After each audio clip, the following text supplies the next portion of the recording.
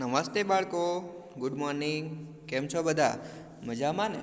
તો ગયા લેક્ચરમાં આપણે આપણા કાવ્ય સંવાદનું રિવિઝન પૂર્ણ કરી ગયા. તો આજના લેક્ચરની અંદર આપણે આપણા પાઠ 15નું રિવિઝન કરવાના છીએ. પાઠ 15નું નામ છે ખરગોશ ઓર હાથી, એટલે કે સસલા અને હાથી. બરાબર? તો જોઈએ આપણે આપણો પાઠ. एक जंगल में एक सरोवर था. सरोवर के किनारे गीली जमीन थी. एक जंगल में एक सरोवर હતું. સરોવરના કિનારે ભીની જમીન હતી. वहाँ बहुत से खरगोश रहते थे. એટલે કે ત્યાં ઘણા બધા સસલાઓ રહેતા હતા. ખરગોશો કે બિલ જમીન કે અંદર थे. સસલાઓના દર, બિલ એટલે કે દર, સસલાઓના દર જમીનની અંદર હતા. वे दिन भर इधर उधर कूदते रहते, नरम गरम घास खाते. એટલે કે તે આખો દિવસ આમ તેમ કૂદતા રહેતા અને કૂણું કૂણું ઘાસ ખાતા. રાત को अपने घरों में सो जाते. એટલે કે રાત્રે પોતાના ઘરોમાં જઈ અને સૂઈ જતા. वे सब बहुत प्रसन्न रहते थे. તે બધા ખૂબ ખુશ રહેતા હતા. પ્રસન્ન એટલે કે ખુશ રહેતા હતા. उसी जंगल में कुछ हाथियों आ गई. એટલે કે એ જ જંગલમાં કેટલાક હાથી આવી ચડ્યા. हाथियों के झुंड में कुछ शरारती हाथी थे. हाथियों टोला में केटलाक तोफानी हाथी था. शरारती एटले के तोफानी. वे अपनी सूंड में छोटे छोटे पेड़ तोड़ देते. एटले के ते पोतानी सूंड वडे नाना नाना झाड़ छे ए तोड़ी नाखता था. पौधे कूचल देते. एटले के झाड़वा तो तोड़ी नाखता था अने छोड़वाओने कचड़ी नाखता था. कूचल एटले के कचड़ी नाखવું. हाथियों के बच्चे खेल खेल में एक दूसरे से लड़ते. એટલે કે હાથીઓના જે બચ્ચા હતા તે રમત રમતમાં એકબીજા સાથે ઝઘડતા. કભી એક છોટા હાથી નીચે હોતા તો કભી દૂસરા. એટલે કે ક્યારેક એક નાનો હાથી નીચે હોય તો ક્યારેક બીજો. હાથી પાણી से बहुत प्यार करते. हाथी છે એ પાણી બહુ ગમે છે હાથીને. वे सूंड में पानी भर भर कर नहाते. તે सूंडમાં પાણી ભરી ભરીને નહાતા. फिर सरोवर के किनारे मिट्टी में लौटते. પછી તે સરોવરના કિનારે માટીની અંદર આળોટતા. નરમ જમીન ઉનકે ભાર સે દબ જાતી. એટલે કે જે નરમ જમીન હતી એ તેના ભારથી દબાઈ જતી હતી. સાથી કઈ ખરગોશ પરિવાર ભી દબ જાતે. એટલે કે સાથે સાથે ઘણા પરિવારના જે આખા જે સસલાઓના પરિવાર હતા તે પણ દબાઈ જતા હતા. ઈસસે ખરગોશ બહુ દુઃખી છે. તેનાથી જે આ સસલાઓ હતા બહુ જ દુઃખી હતા. खरगोश के सरदार ने एक उपाय सोचा. એટલે કે સસલાઓના આગેવાને એક ઉપાય વિચાર્યો.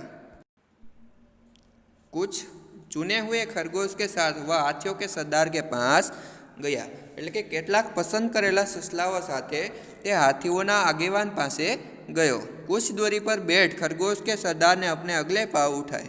એટલે કે થોડેક દૂર બેસીને સસલાના આગેવાને પોતાના આગળના પગ ઊંચા કર્યા. उसने उन्हें हाथ जोड़कर नमस्कार किया. એટલે કે તેણે તેને હાથ જોડી અને નમસ્કાર કર્યા. હાથીને सूंड उठाकर नमस्कार का उत्तर दिया. હાથીએ सूंड उठावी અને નમસ્કારનો જવાબ આપ્યો. खरगोश सरदार बोला, हम चांद के भांजे. સસલાઓનો આગેવાન બોલ્યો કે અમે ચંદ્રના ભાણે જ છીએ. चांद में आप हमारे भाई बंधुओं को देख सकते हैं. એટલે કે ચંદ્રમાં તમે અમારા ભાઈ બંધુઓ અને અમારા ભાઈ બહેનોને તમે જોઈ શકો છો. हमारे कुछ भाई धरती पर रहने आए. એટલે કે અમારા કેટલાક ભાઈઓ છે તે પૃથ્વી પર રહેવા આવ્યા છે. મામા રોજ સરોવર में आते हैं हमसे मिलने. એટલે કે મામા રોજ છે તે અમને મળવા સરોવરમાં આવે છે. वे आपसे नाराज है. તે તમારાથી નારાજ છે. હાથી બોલા, क्या? क्यों नाराज है? हमने क्या किया? હાથી બોલ્યો કે શું કામ નારાજ છે? અમે શું કર્યું? खरगोश बोला, सरोवर के समीप नरम मिट्टी में सुराख कर हमने अपने घर बनाए. એટલે કે સસલો બોલ્યો કે સરોવરની નજીક નરમ માટીમાં બખોલ કરીને અમારા ઘર બનાવ્યા છે. आपके आने से सुराख दब गए जिससे चंदा मामा बहुत से भांजे दब गई. એટલે કે તમારા આવવાથી તેનાથી ચાંદા મામાના ઘણા ભાણે જ દબાઈ ગયા. એટલા માટે તમારાથી ખૂબ તે નારાજ છે. इसलिए वे आपसे बहुत नाराज है. તે માટે તે તમારાથી નારાજ છે. खरगोश बोला, वे रात को सरोवर में आएंगे और उन्हें देखकर अच्छा नहीं लगेगा. સસલો આગળ બોલ્યો કે તેઓ રાત્રે સરોવરમાં આવશે અને તેમને જોઈને સારું નહીં લાગે. રાત હુઈ પૂર્ણમાસી કા ચાંદ નિકલા. એટલે કે રાત પડી અને પૂનમનો ચંદ્ર નીકળ્યો. પૂર્ણમાસી એટલે કે પૂનમનો ચંદ્ર નીકળ્યો. હવા તેજ थी, सरोवर में हल्की हल्की लहरें उठ रही थी. એટલે કે પવન જોશથી વાતો હતો અને સરોવરમાં નાના નાના મોજા ઉછળી રહ્યા હતા. ચાંદ લહેરો કે સાથ ઉપર નીચે હો રહા था. એટલે કે જે ચંદ્રનું પ્રતિબંધ છે તે મોજાની સાથે ઉપર નીચે થઈ રહ્યું હતું. હાથી ઓર ખરગોશ વહાં પહોંચ ગए. હાથી અને સસલો ત્યાં પહોંચી ગયો. ખરગોશ બોલા, દેખીએ મહારાજ, ચંદામામા ગુસ્સે से काँप रहे. સસલો બોલ્યો, જુઓ મહારાજ, ચાંદામામા છે ક્રોધથી કાંપી રહ્યા છે. આપ જલ્દ યહાં સે દૂર ચલે જાય, લગતા હૈ મામા બહુ નારાજ હૈ. એટલે કે તમે જલ્દીથી અહીંથી દૂર ચાલ્યા જાઓ, મામા છે ખૂબ જ નારાજ થઈ રહ્યા છે. હાથીઓ કે સરદારને આપને ઝુંડ કી તરફ દેખા. હાથીઓના આગેવાને પોતાના ટોળા તરફ જોયું. સભી ડર ગયે થે. બધા ડરી ગયા હતા. સરદારને અપની સૂંઢ ઉપર ઉઠાઈ. એટલે કે આગેવાને પોતાની સૂંઢ ઉપર ઉઠાવી. સભી હાથીઓને એસા ही किया. બધા હાથીઓએ તેમ જ કર્યું. અબ સરદાર બોલા, ચમકતે હુએ ચાંદ કો હમારા નમસ્કાર.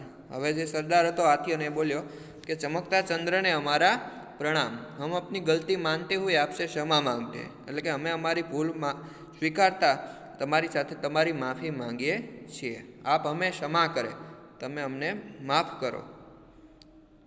हम अभी दूसरे जंगल में चले जाते हैं. अब ऐसा काम कभी નહીં કરેંગે जिससे दूसरों को तकलीफ हो. એટલે કે અમે હમણાં બીજા જંગલમાં ચાલ્યા જઈએ છીએ, હવેથી બીજાઓને તકલીફ થાય તેવું કામ ક્યારેય નહીં કરીએ.